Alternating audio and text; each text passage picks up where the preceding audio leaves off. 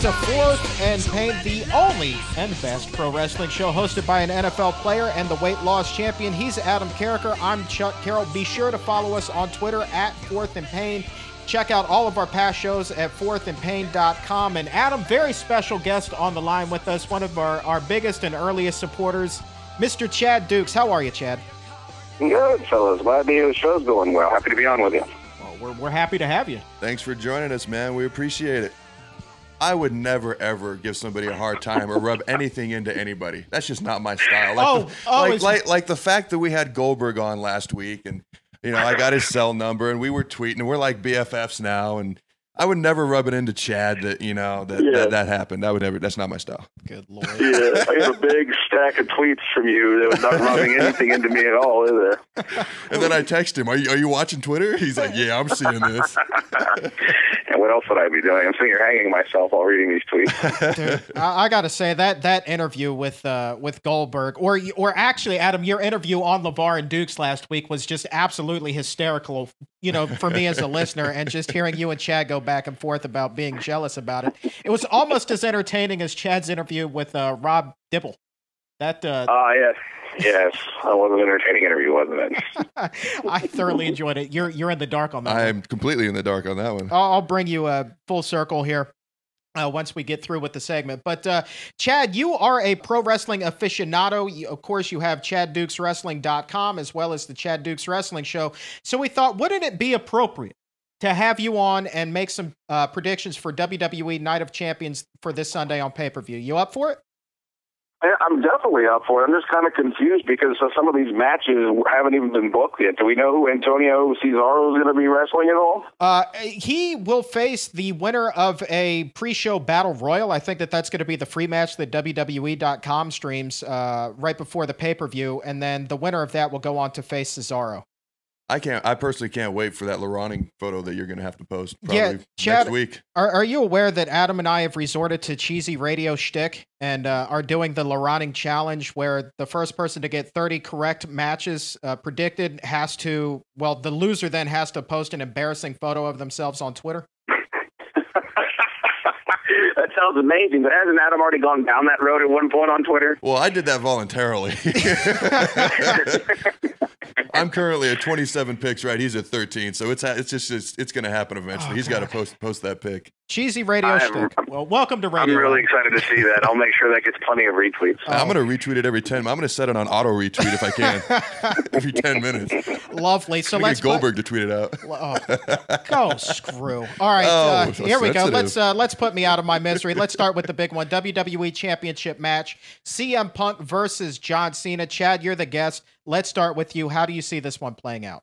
Well, Cena's on the poster, which I never know what to take of that. And look, the Punk angle with Heyman kind of throws a monkey wrench into everything with me, because I would just assume they were going to keep the strap on him until he faced, The Rock at the Royal Rumble, right? Right. Mm-hmm. But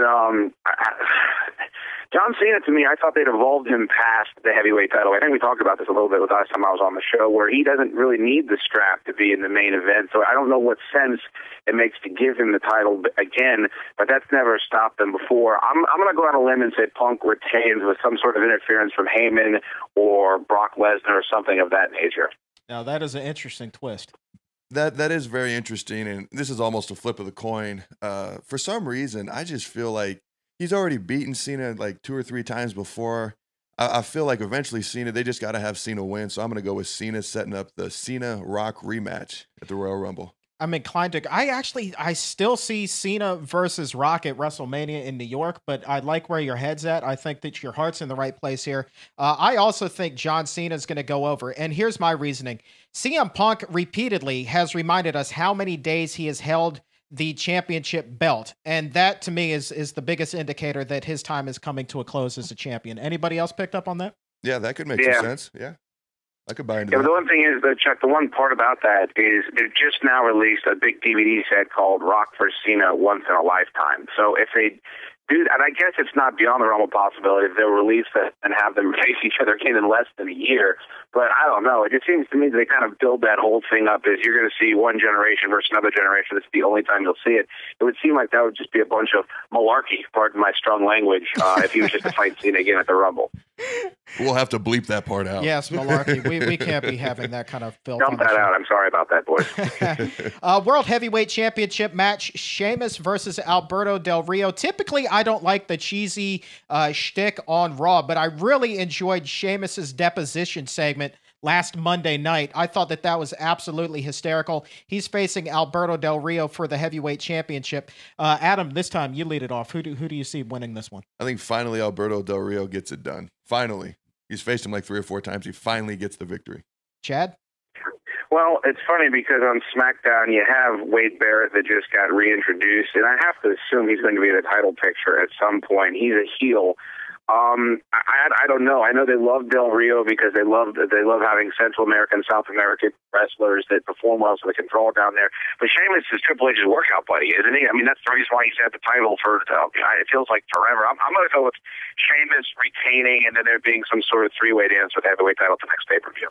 I'm going with Chad on this one. I don't know so much about the 3-way dance, but I don't see Sheamus losing this one. I think that they need to continue this feud, and ultimately it's going to pay off with a one-on-one match against Sheamus and the Mexican Rodriguez. What's wrong with you? I just watched too much WKRP growing up. WWE Tag Team Championship, Air Boom, the champions going up against Kane and Daniel Bryan. And Chad, I know that you are a big Daniel Bryan fan. Is he walking away with tag team gold? The biggest. I love it. But no, first of all, doesn't it look like they're setting up for the old X-Pac Kane tag team angle here with Daniel Bryan and Kane? I love those guys working together. I've loved the segments of them working out their anger management. I thought they've been some of the best parts of Raw over the past few weeks. But they got nothing for R-Truth and Kofi Kingston to do. They've got no angle for them worked out, and each of those other guys are successful singles wrestlers right now. I see them keeping it with Truth and Kingston because it just seems like they don't really know what to do with those tag team belts. Adam? I'm going to go with Kane and Daniel. I think they're going to somehow the choke slam on the guy and the Daniel Bryan's laying there gets the pin. Something like that is going to work out. And they're going to keep this thing going as tag team champions. I love watching them just fight and then work together and win and fight. And I think they're just going to keep that going with the belts. I agree. They're just going to throw the belts into the equation and keep doing the Kane and Daniel Bryan bit. Eventually, of course, it'll wind up into a singles match again. But I think that they're going to win the straps here this weekend on pay-per-view. WWE Divas Championship match. Layla, the champion, versus Caitlyn. That's a big one. Chad, how do you see this one playing out? I want to go with Caitlyn just because they like to seem to push the younger divas. She's friends with AJ, quote unquote. She's really thick. I'm into those thick chicks, the big legs and the big asses. She got all that going on. I can't figure her hair out. I'm going to go with Caitlyn. It's awesome. I love it. That's my expert analysis. Wow. How are you going to, how does your logic factor into this one, Adam? Well, I don't really. I'm just going to say the champion retains. Layla? Let's go with Layla. I'm going to go with Caitlyn just because I need to win there. I liked his logic much better. It's much more funny. The last, you got to be, wow. Okay. Last announced match here, Randy Orton versus Dolph Ziggler. I'll lead this one off. Dolph Ziggler, I think, is ripe for the push. He, of course, holds the money in the bank at this point to be cashed in for a future title shot. I don't see Ziggler jobbing out anytime soon. I think that Ziggler goes over on Randy Orton. Adam? I think Ziggler, just because he's got the money in the bank, they're trying to get him to push. You know, he's probably going to end up winning the belt at some point, Ziggler. Chad? I forgive my ignorance. Is this match for the Money in the Bank championship? Is the briefcase on the line? I do not believe that the briefcase is on the line. So. This is just a good old-fashioned wrestling matchup.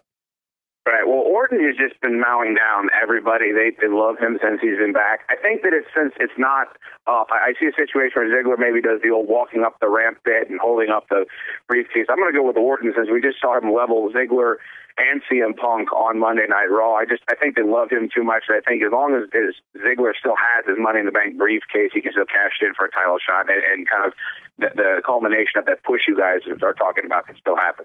Well, here's what I've noticed. I've noticed that Chad has picked the opposite person of me 5 straight times. So that means he's 0 for 5. He's gonna get every pick wrong. I don't think so. I think it's amazing. I think that Chad is my ticket to a comeback, man. I think that you're gonna come back and win. Oh, I'm coming back from 27 to 13, my friend. You know what? If you come back and win, remember those hot pants or whatever I tweeted about a couple weeks ago.